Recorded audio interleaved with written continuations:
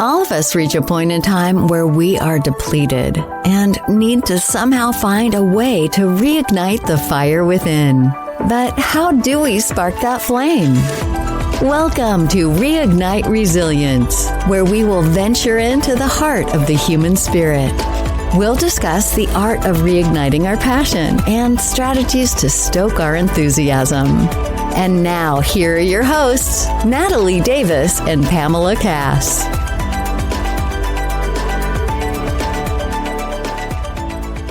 Welcome back to another episode of Reignite Resilience. I'm your co-host, Natalie Davis, and I am so excited to be back with you all. And joining me is Pam Cass. Hello, Pam. How are you? I am fantastic. We were just talking about funny things before we jump our call today. Exactly.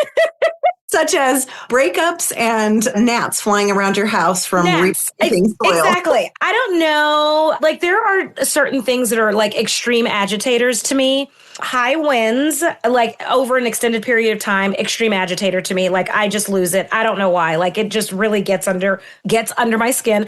And then gnats. I repotted some of my plants. No, I repotted all of my plants a few weeks ago. And the bag of soil that I got, I think, had little gnat eggs in them. So now I have all of these gnats that keep coming up out of the soil. Like, I can watch them come out of the soil, the roots of the soil. I got to the point where I put some of the pots outside and PETA, don't come after me. I was just hoping that the circle of life would just take care of themselves and they would leave my home. Oh my God. And those, you can't kill those. You cannot, I don't care how many times you go like this, you never see one. Yeah. Oh no, I do. Ever. You do me Mr. Miyagi with the gnats. Are you kidding? I think I am with Not me. Not me. I feel like I'm always like this. And it's always like from my fruit basket. Like I got some fruit or something that had gnat eggs on it or whatever. No, and I'm like, because you know what? I like beef and I don't eat fruit. So I don't understand where they came from. Anywho, and as we started that conversation, we were both like, wait, what day is it? What month? What year are we in? It's just one of those weeks where it's Tuesday and it feels like the week has been lasting for like days. Here we are. I'm like, it's Tuesday. But it's so good. It feels great. It's been a good week. It's been a good week. And we have a fabulous guest that's joining us. So I'm excited to let everyone know who's joining us. It's not just Pam and I sitting here, y'all, talking about gnats and our dating life. All right. So today we have joining us Erin Mills. She is a visionary entrepreneur, multi-salon owner, and advocate for women healing and empowerment. Her mission is to create spaces where safety, growth, and authenticity thrive. After careers in real estate and hairstyling, entrepreneurship became a natural path driven by her passion for big picture thinking, leadership, and meaningful impact. Challenging the male-dominated salon industry, Erin built a thriving salon of 55 plus team members where clients and staff feel genuinely supported and seen. Her resilience was tested when she opened her first salon 5 months before COVID shutdowns, and again after a devastating flood. Starting on savings and even selling her home, she rebuilt, became profitable, and surpassing 1 million in sales within a year. Now, Erin extends her mission beyond business, helping women heal from trauma, grief, and limiting beliefs. Through meditation, tapping, and self-discovery programs, she guides others to reconnect with their truth and remember it's not too late and you are not too broken to begin again. Outside of work, Erin finds renewal in nature, running, and quiet moments with family, grounded in faith, movement, and the belief that healing happens when we choose to come home to ourselves. Welcome. We are so grateful for you to be with us today, all the way from Florida, where it's colder than it is in Colorado. We never get to say that ever. Thank you so much. I really appreciate being here. And yeah, that is hilarious. The one day of the year it will be colder than where you are. Yes, exactly. I know. We'll take it. We'll take that one. We'll take that one day. Yes. Share your story with us, because that's quite a journey that you have been on. Yeah. So to give you a little perspective, almost 7 years ago today, I lost a daughter that I was pregnant with in my second trimester, and I almost died. The doctors saved my life, and that was kind of my beginning of being cracked open. That was my life-changing moment. And I thought I'd had many before that, And through that, I decided I had a great, successful business that I loved. I loved doing hair because I really connected with people. I had the chance to make a difference in a small way with a lot of people. And when that happened, I realized I wanted two things. I wanted to be able to have a safe place where I felt safe and to give that to other people as well, and to help them do what I had done and greater. So I opened my first salon, and I have two right now, and I opened my first one. And there was so much grief involved with that. It was such an amazing thing. But when you're still in that, I think you have to shut down a little bit of yourself. So it's taken me almost 7 years to keep breaking through those layers. And every time, what do you know? When you do something in business, it feels very much like for me at least, it's felt very much like spiritual or, healing, internal, like I've had a mirror to myself for 7 years, with the good and the bad and the shadows and all of it. So, yeah. Yeah. Wow. Yeah. When you get to look up and you realize, yep, that's me. All of it. It's all me. Yes. Exactly. Yeah. Oh my gosh. So going into, first of all, I didn't realize that the salon business was a male dominated industry. And so that's just my own naive belief system. So, tell us about that space and showing up in that space and not feeling like you're drowning or just swimming upstream in that process. Right. So even, let's say, service industry in general, men get tipped a much higher percentage than women do. It is nuts. Their trustworthiness, I don't remember the percentage, I need to write that down, but the way that men are trusted versus women in serving them is completely different. So with women, a lot of times we're serving a lot of women, a lot. It's the salon in general is mostly, I would say it's less like haircuts and more like all over transformations, extensions, wigs, color, all of the things. But the owners, the ones that are, in charge, generally 2 out of 3 are men. So and I've worked for many men actually in the salon industry. And it's interesting because they're automatically seen as like they know what they're doing, even if they don't. They are respected until proven wrong. Whereas with women, you have to prove yourself again and again and again, Mm-hmm. It's interesting how our minds have done that. And I've seen it myself too. Like I catch myself, trusting someone first or questioning someone else. And I'm like, why am I doing that? What does that mean? So even when, let's talk, like going through the build out of both my salons, every time I had to work with a contractor, it was like, okay, well, let me talk to the owner. And I'm like, no, I'm the owner. And they're like, well, let me talk to your husband.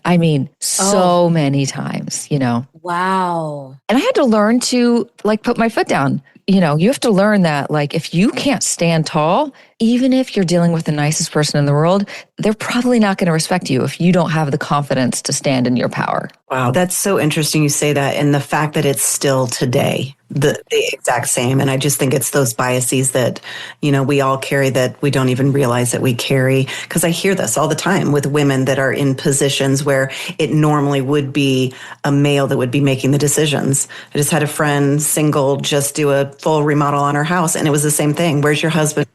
And she's like, I'm not married. Mm-hmm. And so, but they were so shocked that, who are you to be doing this? And it's just mind blowing to me. What made you decide to open a salon? So I'm assuming you were working in the industry and it's not everyone's like, I think I'm just going to open my own business. So when I was doing hair, so I have 2 children. I've been in this industry for 16 years now. I realized there was a limit of the people that I could connect with. And there was a limit also to what my body could do as I got older. And I've always been someone that had really big dreams and looked for the big picture of things. And in thinking that, I thought if I can open my salon and I can have my hand and my heart right now into 200 people, well, then we can turn that into thousands of people. If I make sure that our mission is what I want it to be, then we can make a difference and even more of an impact, me with my team, us with our community. And then from there, from even the smallest part of it, thinking about If we're the place that people go to, that they feel that they can actually relax, that they can actually be taken care of, feel safe and let their nervous system calm down and let their walls come down, then maybe that's the only place they have that month. You never know. You don't know what everyone's home life is like or what actually goes on behind the scenes. So if we can have a great place like that, then it's making a small difference, planting seeds.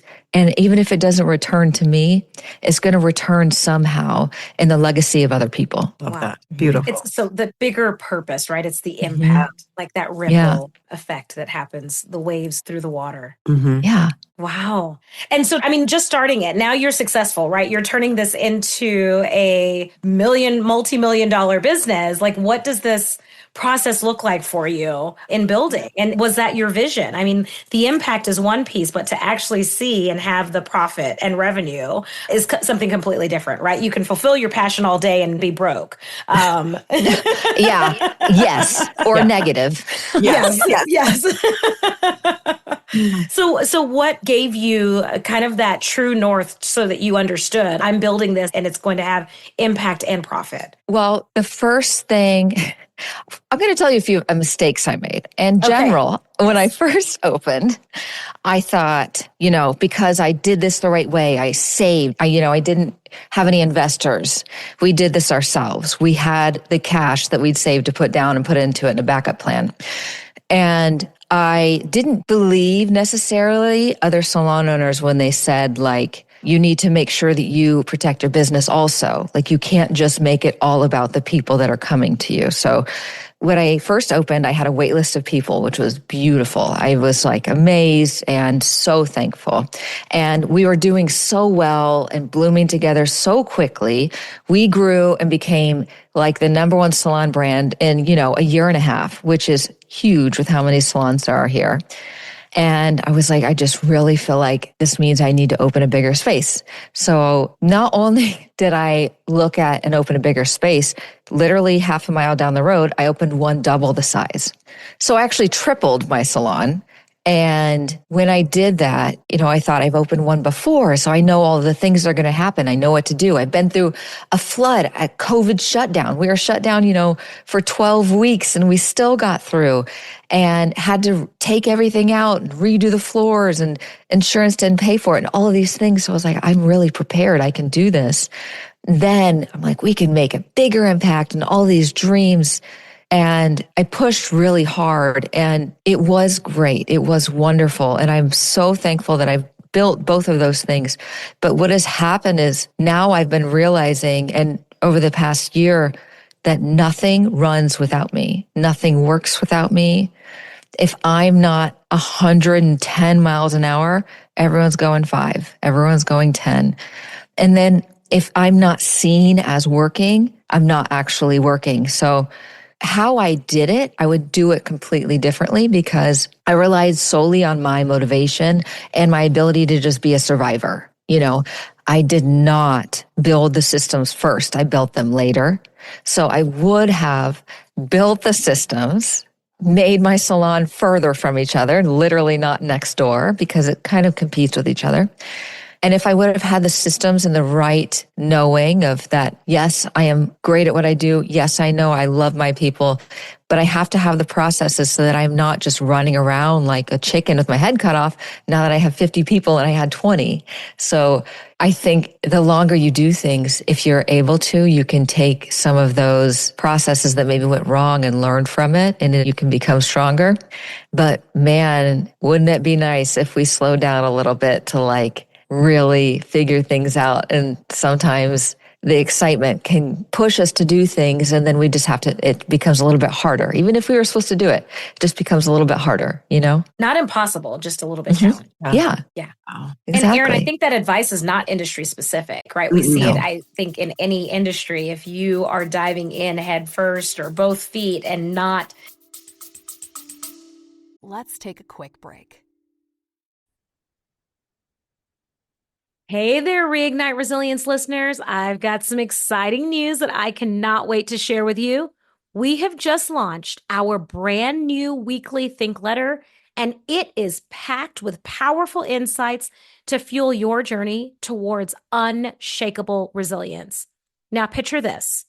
Each week, you'll receive a daily dose of inspiration, practical strategies, and thought-provoking ideas directly in your inbox. It's like having a personal resilience coach right at your fingertips. And we've designed the Sync Letter to be your go-to resource for cutting-edge research, real-life stories, and actionable tips that you can apply. So head on over to reigniteresilience.com and sign up for the Think Letter today. Now, let's dive back into today's episode. Thinking or placing the importance that you need to on the systems and the processes, you can still have success. It's just probably going to be a little bit more against the grain than had you had those systems dialed in. Yes, exactly. And we don't have to, I'm 42 and I'm going through perimenopause, and, how interesting that there's like an unraveling with that. And all of a sudden, sometimes if you were the one that was always like, not necessarily proving your worth, but proving you could do it and proving you could succeed, and maybe the breadwinner and maybe a lot of things, that you will hit a wall and you have to decide like what's important now. And if you're running on survival energy, that runs out. It doesn't last forever. So that clarity of first you have to like break down inside, and you have to, sometimes actually you don't have to, sometimes you just do, because you can't, like your body just like, okay, I'm done with this. I don't want to do this anymore. We have a life to live. And your mind is like, no, I have to keep going. So your body is fighting your mind, Yes. And then your body's like, well, we're stopping. So we're not doing this. Yeah. You're not listening. So I'm going to stop. Exactly. Yes. Yeah. And how often do we see that? I think especially probably more so with women.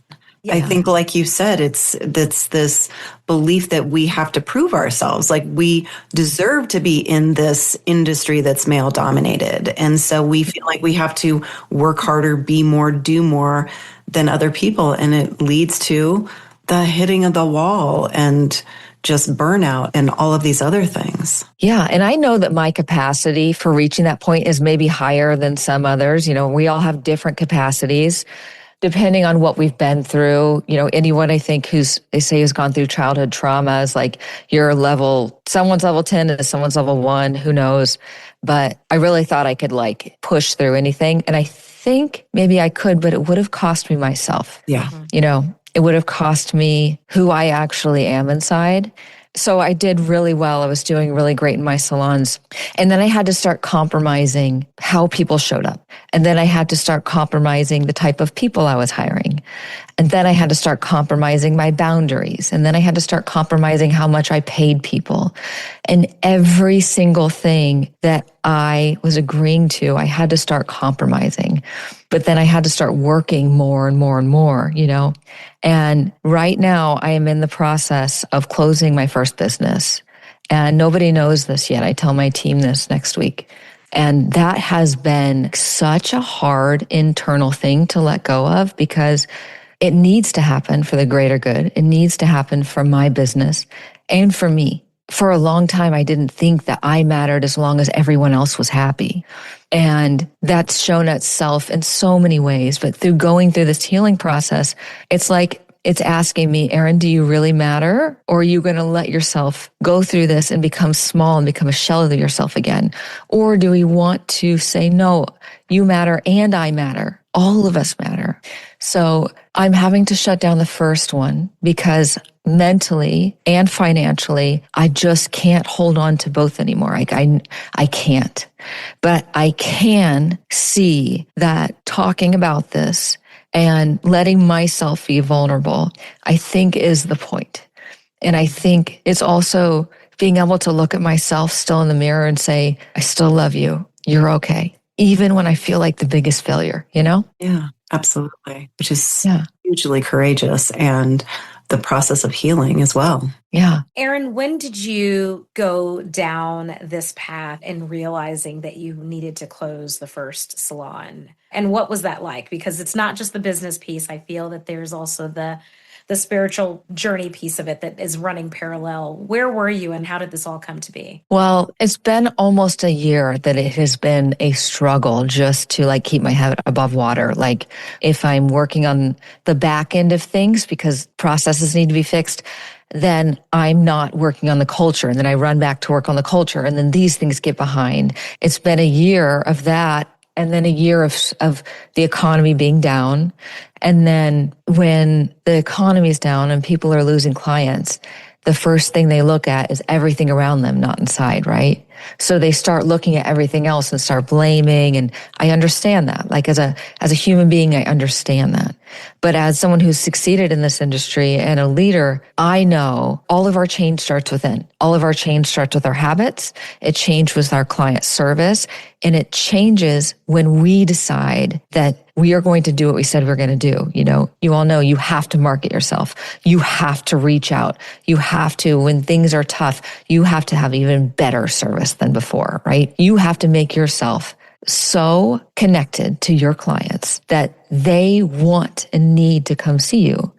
And when crisis happens, the economy, is tough. People get scared and they're looking for other things that can just, well, maybe this will fix it. So that has happened over and over and over in this last year.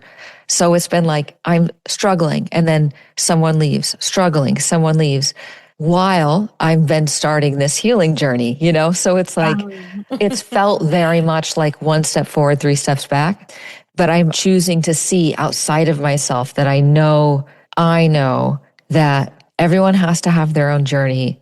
And I know for whatever reason, this is part of mine. It just so happens to be where everyone can see it. Yeah. So, yeah. But a great message for people to hear. Yes. Because if you're going through it, there's other people that are going through it that maybe not need to hear the message that you're sharing. And it seemed like you started to get unaligned with the business and it just started peeling away or picking away at you. Yeah, that is exactly it. And I tried so hard to not let that happen and to grasp on, I re-signed my lease last year and my first one. It was all external. I didn't want to let anyone down. And my ego, I didn't want to feel like a failure. Yep. I couldn't handle that, Yeah. And it's interesting that when other people have what would be considered as failures, I'm like, yes, failure is the best lesson. Failure is so great. We can learn so much from this. You grow from this. This is incredible. But with me, I'm like, nope. That makes me unworthy, and then all of the rabbit hole of that. So it's like I have to take my own advice. Yeah. And let myself feel the grief and the pain and the aloneness of it. And I have said this year that I will choose the brave path over and over. So I have to also talk about how hard it is. And when I'm in it, allow that to be part of my story that doesn't add shame to myself, and choose to see this as when I'm looking around and I see this, that I'm failing, it makes me feel like no one else is failing. It makes me make all these stories up in my head. And the few people that have gone through similar in any way, I was talking to one of the girls in this group that I'm in that has this incredible business. So incredible. She was able to take her whole family and do world school for 5 years. But do you know her first business failed so badly that they didn't think they would recover. And because of that, they built their second and their third. And hearing that, I was like, thank you. Thank you, God. Thank you, universe, for showing me someone who has been through the bottom and has still gotten out and done more and still is an amazing person inside. Yeah. Well, I think we see this in so many instances, people that stay in relationships that, I know I'll be a failure if I go through a divorce. I won't be worthy if I do this. What will people say about me? Jobs that they stay at that are picking away at who they are. And I think if you can have the courage to step out of that, sometimes the best thing is on the other side of it. If you have the courage to just do it, to walk away. Yeah, you're so right. And I think the older we get, the more we are seeking comfort also. Easy and then and the expectations that are put on us, there's a lot of expectations for how women are supposed to live. And with leaving a relationship, Men can do it as much as they want. And, someone might be like, well, that's crappy for a minute and then it's over. But women, you have to deal with all the repercussions, especially if you have kids. Yeah. Yeah. There have been many times where I have felt like I've given everything I've got and I'm still not seen. I've given everything of me financially, emotionally, and it's still seen as never enough. So if I'm doing more than enough and it's seen as not enough and it's financially is not enough and I'm being crushed under the weight of it, I don't think that it's ever going to be aligned. Now, can it be in a different way? Yeah. But how it is now is not what it is. This is not it. And I can't keep clawing to something when it's saying, Erin, this is not it. But I didn't want to listen because I didn't want my ego to take a hit. Yeah. Yeah. So we don't follow our gut or intuition. We just end up here. No. You'll be a failure. Don't do it. Don't do it. Just hang on. Work harder. It's going to be fine. Yeah. All the while, like in this performative, like I've got to prove it to everyone else. Thank you for joining us today on the Reignite Resilience podcast. We hope you had some aha moments and learned a few new real-life ideas to fuel the flames of passion. Please subscribe on your favorite streaming platform, like or download your favorite episodes, and of course, share with your friends and family. We look forward to seeing you again next time on Reignite Resilience.